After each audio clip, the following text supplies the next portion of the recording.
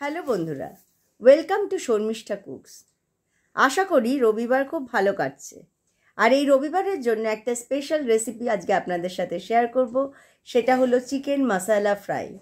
এই চিকেন মশালা ফ্রাইয়ের ইনগ্রেডিয়েন্টসও খুব সাধারণ আর বাড়িতে সবসময় অ্যাভেলেবেল। এরম ইনগ্রেডিয়েন্টস দিয়ে খুব চটপট বানিয়ে ফেলার মতো একটা চিকেন রেসিপি আজকে শেয়ার করছি। যারা নতুন বন্ধুরা আজকে আমার এই চ্যানেল দেখছেন তারা অবশ্যই সাবস্ক্রাইব করবেন, সঙ্গে থাকবেন। আর পুরনো বন্ধুদের জন্য অনেক অনেক শুভেচ্ছা ও ভালোবাসা। আজকে বানাচ্ছি চিকেন মশালা ফ্রাই। আজকে রান্না করছি একদম কুইক রেসিপি, একটা খুব তাড়াতাড়ি হয়ে যাওয়ার মতন। এটা হলো চিকেন মশালা ফ্রাই। তো এটার জন্য আমি এখানে 1 কেজি চিকেন নিয়েছি। আর এইরকম ছোট করে কারি কাট করে কাটা চিকেনগুলো, হ্যাঁ, একদম ফ্রেশ চিকেন। তো সেটা ভালো করে জলে ধুয়ে নিয়েছি। আর এখানে এবার আমি এক এক করে ইনগ্রেডিয়েন্টসগুলো দেব।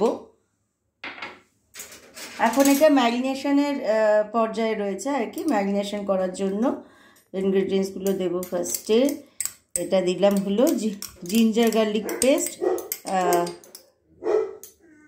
1 টেবিল স্পুন ছিল। আচ্ছা, এবার এখানে সল্ট দিয়ে দেব। সল্ট দিলাম।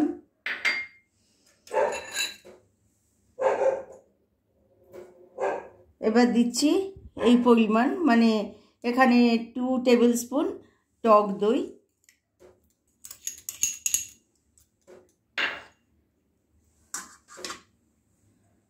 Kashmiri red chilli powder. এটা হলো যাতে রান্নার রঙটা খুব ভালো আসে, সেই জন্য কাশ্মীরি রেড চিলি পাউডার। এর সঙ্গে দেব হলো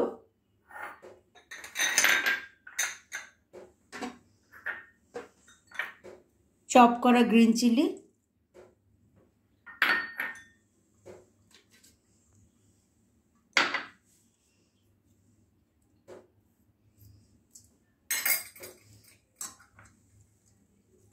এটা হলো করিয়েন্ডার লিভস, কিছুটা করিয়েন্ডার লিভস রেখে দিচ্ছি গার্নিশিংয়ের জন্য।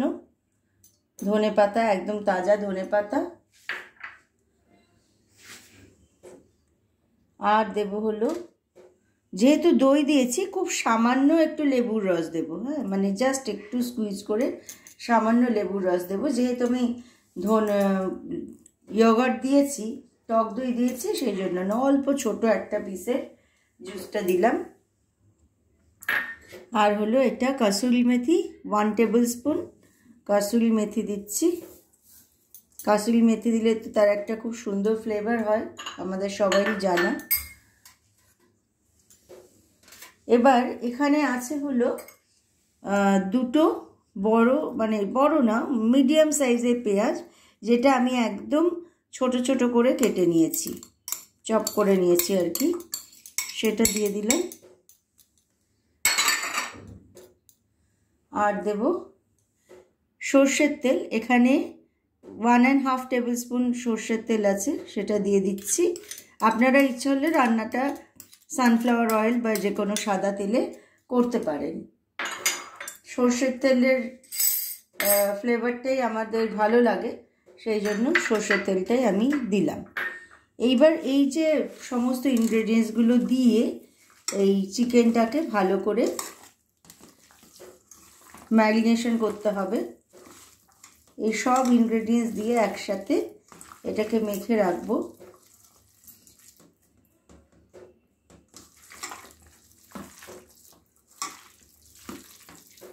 আর একটা জিনিস এখনো পর্যন্ত দিইনি, সেটা হলো একটু গোলমরিচের গুঁড়ো ওপর থেকে। যেহেতু কাঁচা লঙ্কা দিয়েছি, খুব বেশি দেব না, মানে 1 টিস্পুন মতো ফ্রেশ গোলমরিচের যে গুঁড়ো, সেটা দিয়ে দেবেন।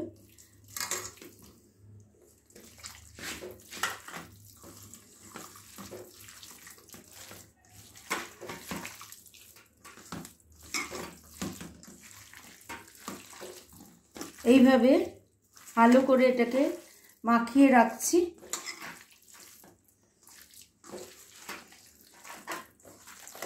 এমনভাবেই মাখতে হবে যাতে সব কটা চিকেনের পিসের মধ্যে ইনগ্রেডিয়েন্টসগুলো ভালোভাবে অ্যাবজর্বড হয়ে যায়, তাই জন্য সবগুলোতেই যাতে কোটিংটা হয় সব ইনগ্রেডিয়েন্টসের, সেটা খেয়াল রাখতে হবে। এখন এইভাবে এটাকে আমি এখন ম্যারিনেশন করতে দেব। এটা এরকমভাবে ম্যারিনেটেড হবে, আর মিনিমাম 30 মিনিটস, ম্যাক্সিমাম 1 আওয়ার। তো তারপরে আমি আসল রান্নায় আসবো। ফিরে এসেছি 45 মিনিটস পর। এখানে ম্যারিনেশনটা হয়ে গেছে কমপ্লিট। আর ফ্রিজে কিন্তু রাখিনি, ফ্রিজের বাইরেই ম্যারিনেট করেছি। আর এখানে ননস্টিক প্যানে আমি সর্ষের তেল নিয়ে নিয়েছি 2.5 টেবিল স্পুন, আর সেটা হালকা গরম হয়ে এসেছে। এবার আমি রান্নাটা কন্টিনিউ করব। এখানে আছে হোল গরম মশলা। এই হোল গরম মশলাটা আমি এই হালকা গরম হওয়া তেলের মধ্যে এখন দিয়ে দিচ্ছি।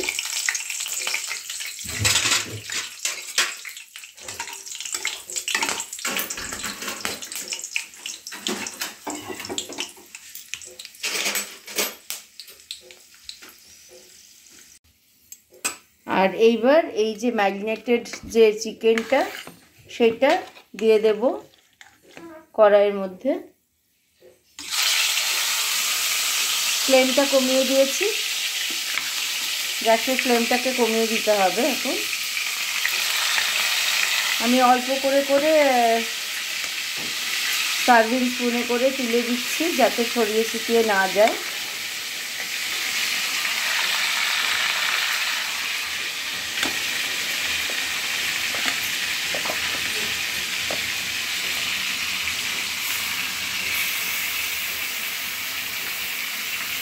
আর আমার রান্না কে দেখতে এসেছে দেখো, এই যে আমার সোনাটা, আমার পাবলো সোনাটা এখানে রান্না দেখতে এসেছে, মাংসের গন্ধ পেয়েছে।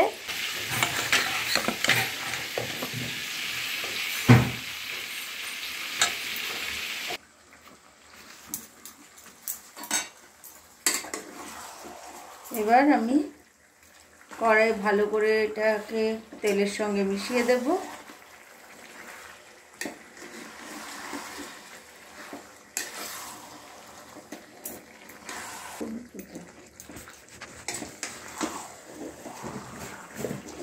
আর আমি আগে এর মধ্যে টারমারিক পাউডারটা দিইনি, সেই জন্য টারমারিক পাউডারটা এবার দিয়ে দেবো।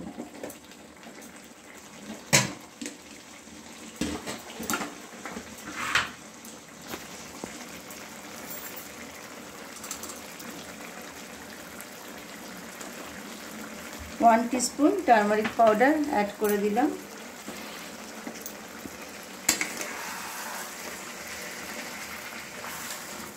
জল থাকে সেটাই বেরিয়ে এসেছে, অর্থাৎ আমি কিন্তু এখানে চিকেনে কোনো রকম জল অ্যাড করব না। হ্যাঁ, যদি দরকার হয় পরে খুব সামান্য জল অ্যাড করতে হবে, কিন্তু এই যে জলটা বেরোচ্ছে সেটাতেই কিন্তু রান্নাটা হয়ে যাবে।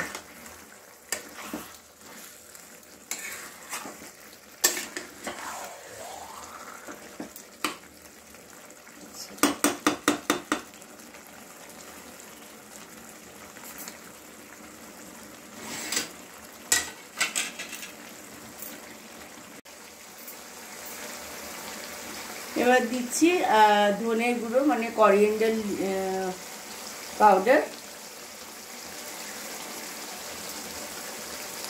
2 টিস্পুন করিয়েন্ডার পাউডার এখানে দিয়ে দিলাম।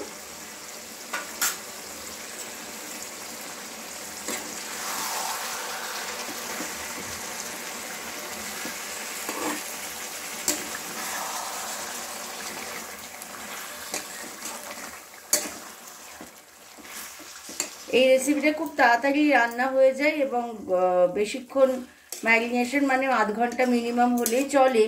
আমি 45 মিনিটস করেছি, আর 1 ঘন্টা ম্যাক্সিমাম দরকার হয়, তার বেশি লাগে না। আর সব ইনগ্রেডিয়েন্টসগুলো একসাথে মিশিয়ে ম্যারিনেশন হয়ে যায় বলে পরবর্তী আয়োজনটা কম। সেই জন্য কখনো খুব তাড়াহুড়ো থাকলে বাড়িতে আমি এই রেসিপিটা রান্না করি। এবার আমি ফ্লেমটাকে বাড়িয়ে দিচ্ছি। সব ইনগ্রেডিয়েন্টস ভালো করে মিশিয়ে দিয়েছি, ফ্লেমটাকে বাড়িয়ে দিলাম। এটা এখন এইভাবেই রান্না হতে থাকবে। আমি এবার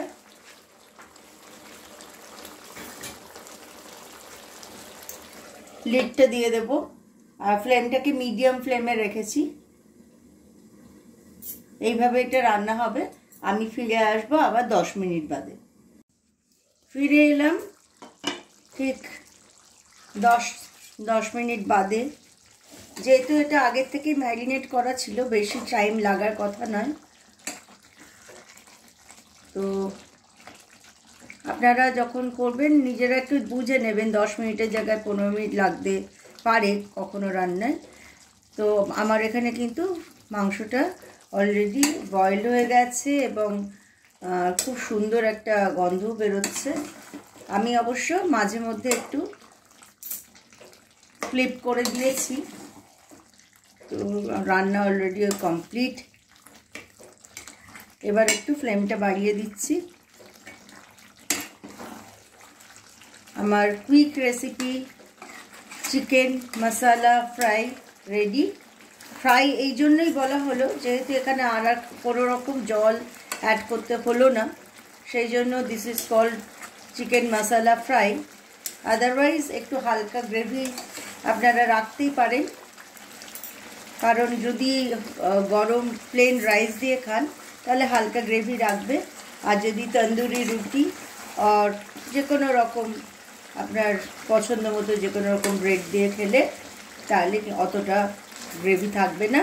আমি কমপ্লিট হয়ে গেছে। আমি এখন ফ্লেমটা অফ করে দিলাম আর এটাকে এখন একটু স্ট্যান্ডিং টাইমে রাখছি 5 মিনিট, তারপর আমি সার্ভ করব।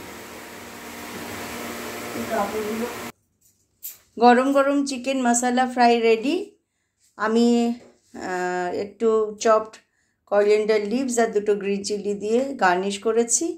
আর দেখতেই পাচ্ছেন একদম গরম ধোঁয়া উঠছে।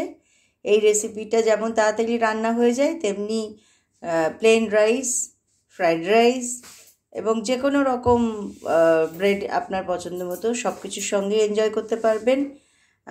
শীতকালে গরমকালে যে কোনো সময় রান্না করে ফেলা যায়, তবে গরমের করিয়েন্ডার লিভস খুব ফ্রেশ, শীতকালে খুব ফ্রেশ করিয়েন্ডার লিভস থাকে, সে তার গন্ধটাই একটু অনেকটাই খুব ফ্লেভারটা ভালো আসে। তো আজকের মতো এই ভিডিওটা শেষ করছি। ভালো লাগলে অনেক অনেক করে শেয়ার করে দেবেন। আবার ফিরে আসবো নতুন ভিডিও নিয়ে। Till then take care and bye by.